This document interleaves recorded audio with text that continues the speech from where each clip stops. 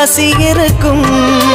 தேடல் என்பது உள்ளவரை வாழ்வில் ருசி இருக்கும். பாடல் போல தேடல் கூட ஒரு சுகமே. இசை பாடி வரும் இளம் காற்றுக்கு உருவமில்லை.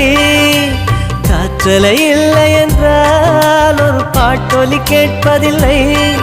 ஒரு காலம் வருகையில் உள்ளம் கொள்ளை போகுதே. ஆனால் காற்றின் முகவரி கண்கள் அறிவதில்லையே. இந்த வாழ்க்கையே ஒரு தேடல் தான்.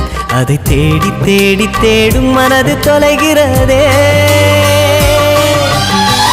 இசை பாடி வரும் இளம் காற்றுக்கு உருவமில்லை.